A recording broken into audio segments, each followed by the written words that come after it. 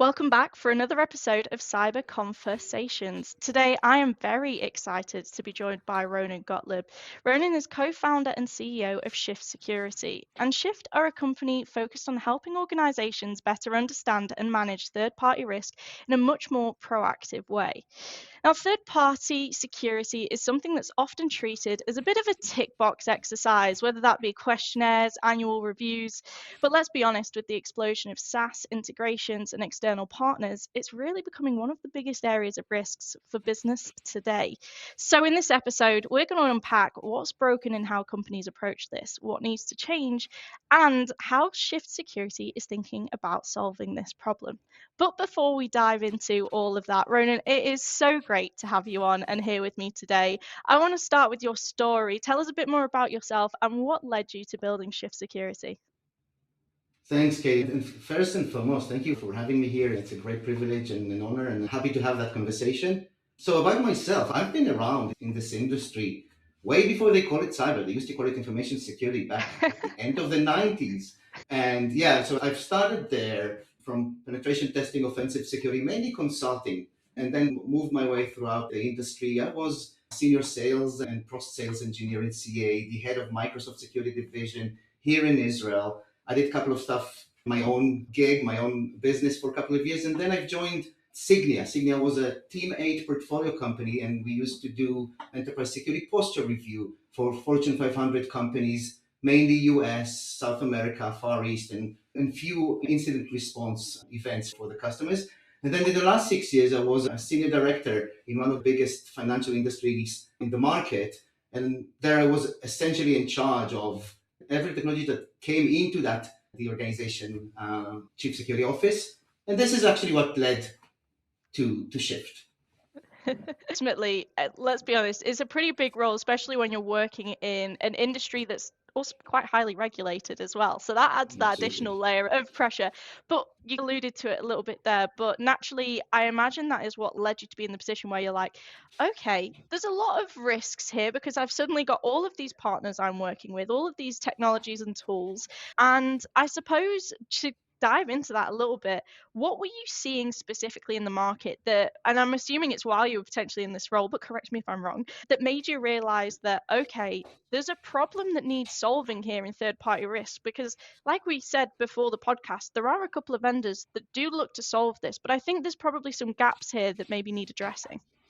Absolutely, and you're spot on. You're right. That position, the being in a regulated market, in a highly sensitive organization, and being in charge and viewing all that traffic into the organization and how organizations consume and need to consume more and more external entities, software, startups. What was obvious is that there's a lot of effort, there's a lot of overhead around the initial understanding of what the vendor risk is. And this, by the way, this didn't change in the last 13 to 14, 15 years. But essentially, it's a check the box, point in time exercise, but literally dependent, relying on the vendor attestation, questionnaires, artifact analysis. Tell me what you do, tell me how you do that, checking the box, answering the question, and that's it. Now, what happened in that organization when I worked? We were in charge of the technology. So market research, RFI, RFPs, POCs, POVs moving to production. And throughout that, we've done onboarding. We worked with the TPRM, the third party risk management business unit under the CISO. And it was sometimes 3 months, even more, sometimes even 6 months, it depends on the risk of the vendor, to just understand the risk that the vendor brings in. Tons of effort, super expensive and smart people putting a lot of work into analyzing questionnaires, point in time, once a year before moving into production and integrating. But after this effort it was over, that's it. And a year later, when you need to somehow renew or check the box again, instead of doing the entire process, someone comes to me or someone else and says, hey, can you quickly ask this? Are we good to go? Are we good to continue? And that's it. And then it was obvious, hey, there's something broken in this process. Yeah.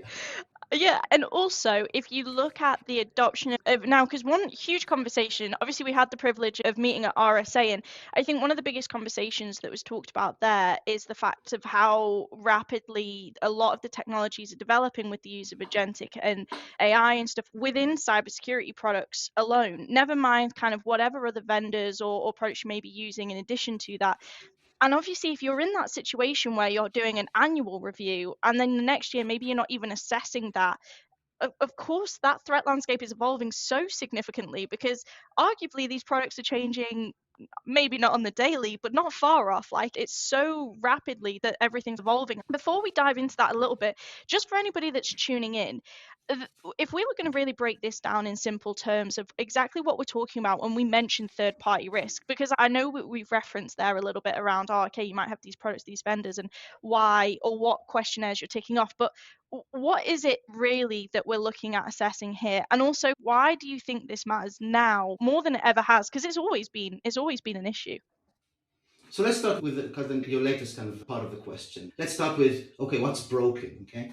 And you're right, organizations keep consuming more and more technologies. Actually, AI that you mentioned, just it's like a bucket of fuel spilled into that fire, increasing that kind of consumption. More vendors are using AI under the radar or not. Business are pushing their workforce, bring more AI. We want to be more efficient. We want to cut workforce. We want to make more with the existing workforce that we have. So there's a big pressure to consume while nothing really changes on the other side. How do I manage the risk and the ongoing risk, not just the onboarding phase, that point in time? And security organizations are facing a massive challenge here because at the end of the day, first, there's an increase in how you do the onboarding efficiently, the assessment efficiently in scale. Again, everything just spiked. But then, how do I continue understanding where is my exposure beyond that point in time onboarding, beyond that check the box process? And that's essentially what is broken regardless to the spike. Up till today, and as I mentioned, 13, 15 years, nothing has changed. We had that point in time. But once the onboarding is done, once someone accepted the risk, the vendor was approved to, okay, let's start integration. And now the vendor is integrated, there's zero visibility.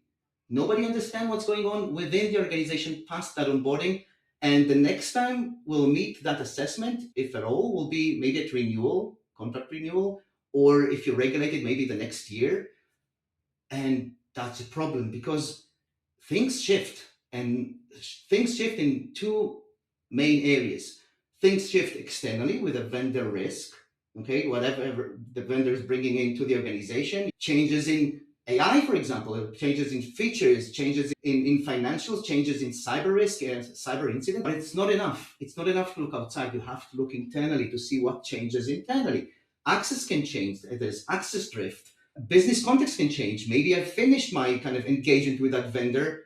Have that vendor, did I took him out completely, the access completely from the organization? What the vendor is doing internally, how is it expanding? Those two areas, both the internal and the external, have to be continuously correlated and monitored. Otherwise, you're missing the point. So that's the main issue here. And by the way, Yeah. that's the big difference with incumbents for the last 14 years that mainly looks outside and point in time.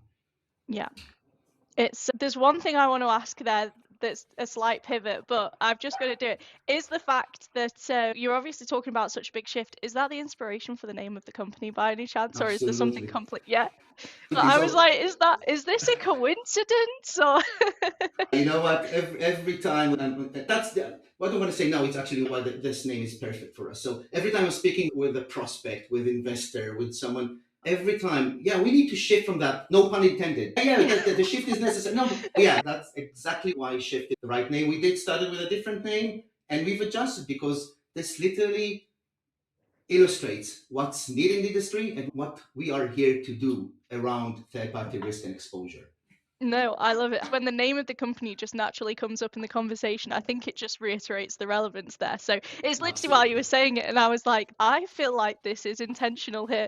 But no, what you touch on there, I think is really important to address. And like you mentioned, this is where there is a real gap in the industry, and where also, I suppose, kind of you need to being this point where, okay, like we need to start moving quickly because we need to address it quickly as well. Like companies are sat in this kind of intersection of vulnerability right now. They probably don't know it as well. They probably think they're doing the right thing. I imagine there's a bit of an education piece that needs to come with, okay, this is something that you don't know is necessarily going wrong. Do you think any organizations are maybe confusing being compliant with actually being secure?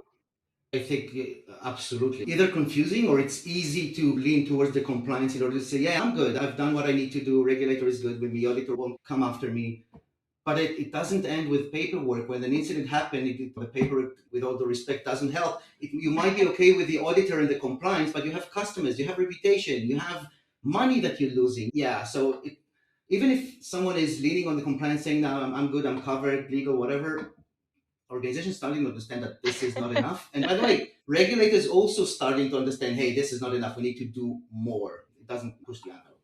Yeah. And so obviously I know that you guys are still in, as we said, stealth fluid. It's where you are. But what can you tell us a little bit about where do you guys fit into this? Where does Shift Security come in and do things differently from what we're typically looking at with some of the vendors out there that are saying that they're addressing this third party risk problem?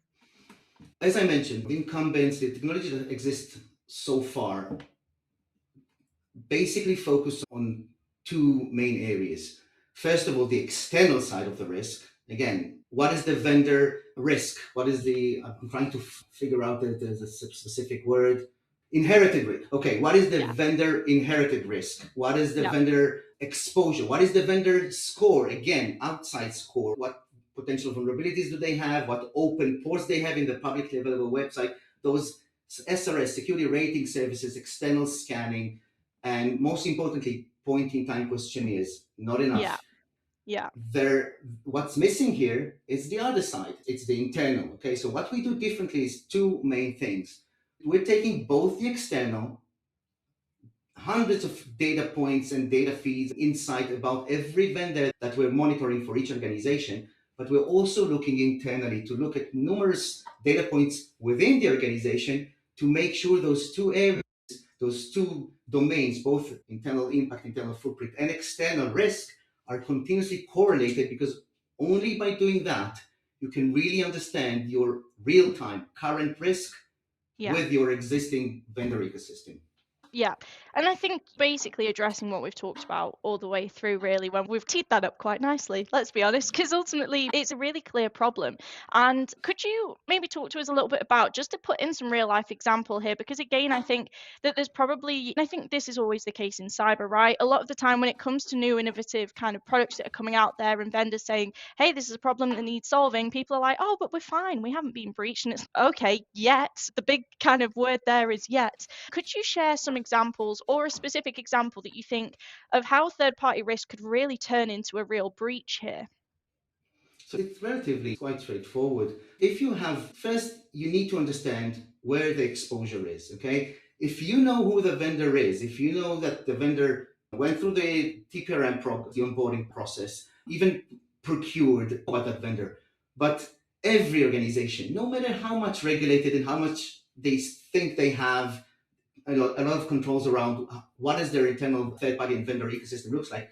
Easily, we can show them, hey, you think you have X vendors? No, you have 2X or 3X vendors. So having that visibility on what everyone calls shadow IT, shadow third-party, shadow AI is crucial. You have to see it to secure it, and definitely you have to see and know it in order to understand what's the impact and exposure is. If a vendor, unknown vendor, a risky vendor, went under the radar, now integrated internally, Yeah. has access and essentially can be breached and you don't know about it, easy. That's one. Then vendor risk changes. I'm a startup. We're doing SOC 2. We're super tight. We're doing the questionnaire. But startup evolves so quickly. Companies evolve so quickly. Things changes. You fill in the questionnaire. Presented the SOC 2, all peachy, all great. Within a month, a week, you can add additional features. Things change. And if you don't track this, and you can't track this all the time, and you don't track what's the internal impact, you'll miss things. And it's not enough to have those point in time attestation. And when things change, either externally, things are being exposed, the risk is extended, or internally, somehow access drifted and expanded, then you have a massive potential, and we see it again and again, where a breach happens where you least expected. You didn't think you're going to get it over there. And by the way, to your point of, yeah, I didn't have any breach, I almost don't hear any, I don't meet organization that says, no, we don't have any third party breach. The worst that we're hearing, or at best, and I don't care, I have my legal to cover with my vendor. Again, that's very brave. Yeah, I was about to say, because sometimes I think people don't necessarily recognize the implications of when you have to publicize a breach, if especially if you're a Mm. customer centric and that's where you generate your revenue from, which let's be honest, that's how most companies work. That's business in a nutshell. Like that's like detrimental to your reputation. People lose their trust in you. And especially now that there's more awareness being built within the industry, even if you don't work within it, people are recognizing the implications of that from a personal perspective and a professional perspective. I think this could be an interesting question to ask. And I think you just touched base on something that I think is really interesting there, where sometimes there could be like a lack of ownership here on who should own the risk, whether it's is it the vendor, is it the business that's using the vendor. From your perspective, do you have a kind of a thing of, look, this is who I think should really own third party risk? Because it feels like it just often falls between teams and it's like the pointing finger game, that Spider-Man meme where everybody's just pointing at each other. It's I think it's a super good and valid question. There's a lot of debate around this. There's the shared responsibility approach. That's the holy grail. That's the optimal approach in the market where both the consumer and the vendor are sharing responsibility about any risk and threat and incident. The vendor essentially doing everything they can in order to improve the security. The consumer is helping the vendor to basically to improve their security. And that's how everyone wins. There's a lot of friction over there. There's a lot of business kind of conflicts, something that will take time before we'll kind of make this perfect. In the meantime, I would argue, as long as it's not perfect, organizations, consumers, you need to make sure you're protecting your customers, your reputation, your crown jewels, and make every effort around reducing the risk, assuming breach. You have to assume breach, right? That's the third party is the extended network of the organization, and yeah. put all the control in place in order to have the right visibility, the right kind of risk reduction and exposure reduction, and all the control to when something happens, a breach or whatever, you are able to very quickly understand the impact, understand the footprint, understand what you need to do, how am I affected, and what do I need to do now in order to mitigate that breach. Yeah. No, I think there's a couple of things that you mentioned there, but one thing that I really liked is you talked about that shared ownership, because I think that's also a running sentiment throughout the industry. The fact that there seems to be a real ability to forget that at the end of the day, it's humans that we're protecting, like it's ourselves that we're looking after here. We don't want to point fingers. Why doesn't everybody help? And that would be the perfect world. But alas, we do not live in said perfect world. But I'd also be interested to see, because this is something that I mentioned, it was a very hot topic at RSA. I think it's just a hot topic in the industry, Yeah. and everybody talks about AI, but I'd be really interested to hear your thoughts in the sense that, like, how do you think that's starting to change the way companies might approach security and risk? Because, and the reason that I ask that is I think there's two sides of it. I think there's this hesitancy with adoption and people don't trust it. And I think there's the other side where people trust it too heavily and they believe the amount of times where you'll speak to someone and they'll be like, oh, if my company's allowing me to use this product, it must mean it's secure and I can input all this data in it and this, that, and the other. So I'd just be really interested to hear your thoughts there from how you're seeing the implications off the back of, again, how rapidly this is impacting the industry. And I think this is one of the strongest use cases we're addressing now and we're seeing in the industry. And a lot of conversations we have today are focused with CISOs, practitioners, with prospects, are focusing around that AI or, in our case, third-party AI and agentic exposure. But yeah, I've said that before. AI just spiked everything. The consumption, more and more tools. Business need to cut expenses, be more efficient, and AI helps significantly do that. On the other hand, to your point, that's a new domain that on one hand wants to be quickly consumed and onboarded, but on the other hand, everyone are afraid. It reminds me that when cloud, when Yeah, everyone says, "Oh, that's amazing," but we're super afraid to start consuming that. And then came the security teams of the world and the security startup to start and help organization consume. And this is what we're trying to do here. We see AI and third-party AI as AI is an ecosystem by itself. It touches yeah, everything: endpoint, software, third-party, analytics, everything, right? Organizations want to consume it, but they're afraid. Our role is helping them consume efficiently but securely. And we Yeah. bring the third party AI exposure and risk reduction and visibility into that game. There's a couple of key questions organization and security teams are asking themselves, and we're helping them resolve and get that visibility. Essentially, the basic one, which one of my vendors is using AI? Yeah. Because if it's a new vendor like us, okay, we're heavily dependent on AI, we're leveraging AI. I don't think any new startup will ever say they're not using Yeah. AI. So it's easy enough, right? When I'm starting with a new organization, they already know that I'm using AI. We share that information. That's onboarding. But then there are the long tail of existing vendors that went through onboarding a year, 2 years, 5 years ago. Sometimes they're not even assessed again, and they're adding AI and they're Yeah. changing AI. And that visibility, that basic visibility, just let us help you understand where is that AI component within your third party? How does it look like? How it's being consumed? What models configuration exist in order for you to understand where your exposure. And by the way, if you want to add to that, probably AI and AI features and AI components are changing by the day. A Yeah. new model, a new configuration, you have to follow that. And if you're doing that point in time, you'll never get that. Yeah. Yeah. There's so many, it's always so interesting because it's like new problems that have always been old problems, but then like becoming even more relevant because of how evolved, like I've said it probably about 13 times in the podcast, but how quickly the product landscape is changing. And you touch base on something that I think is really important there is the fact that it's expected with newer vendors and newer technologies, but then you forget even some of the legacy companies, they can't lose out to the new kids on the block. They're constantly in a phase of R&D right now, and I think that's one thing that's so clear in the industry is no matter how new of a vendor you are or how long you've been and dominated the industry, there is no opportunity to stay still. You've just got to constantly be evolving and adopting. Otherwise, you'll become obsolete and you will well and truly be defined as a legacy vendor. Um, I really want to just flip it here a little bit though and look ahead because I think it's so hard to predict in this industry at the moment. We can have a bit of an idea of, okay, this is where we can see some risks that are probably going to come through. But again, because of how quickly things are changing, I think it's quite hard to predict. From your perspective, how do you see security programs and the risks that we're looking at evolving over the upcoming 6, 12, 18, 24 months and beyond? To be honest, I just had a session with Gartner around this, super interesting one, and it's good to hear that we're quite aligned. I think we are just before the tilt point where the market will start saying, yes, we need to have a lot of focus into that. We need to understand vendor AI, third party AI, agentic third party identities, data flows from enterprise to AI, to a vendor, to AI entities.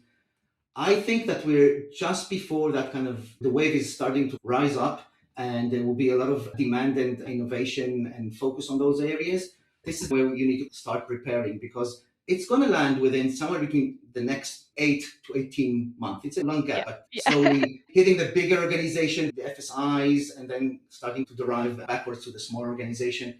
Organization will want to move from being unaware to being able to build an inventory around their third party AI, being able to assess them, and essentially at the end of the day being able to govern the third party AI. This is where the market is going. I think that the sweet spot will be somewhere between 12 months to 14, 18 months today, where this is going to be a big boom around. There's going to be a big boom around this yeah. ecosystem.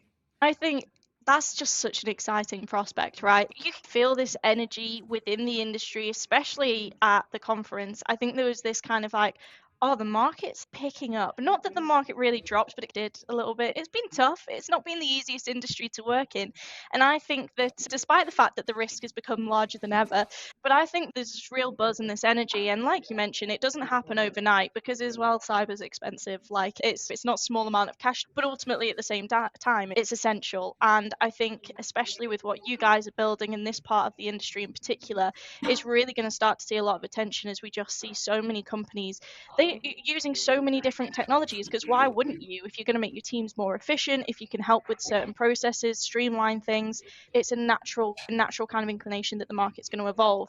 Ronan, this has been a phenomenal episode. It's been so exciting I want to close out on something here because there's so many different takeaways people can take from this conversation. But I really want you to give one thing to close out on, maybe one thing for any security leaders, any practitioners that tuned in where they said, oh, this resonates. Yeah, we fall into that gap here. what is one thing that they should either start doing or stop doing immediately when it comes to third party risk? If there's something that they could take away and you would say this, what would it be?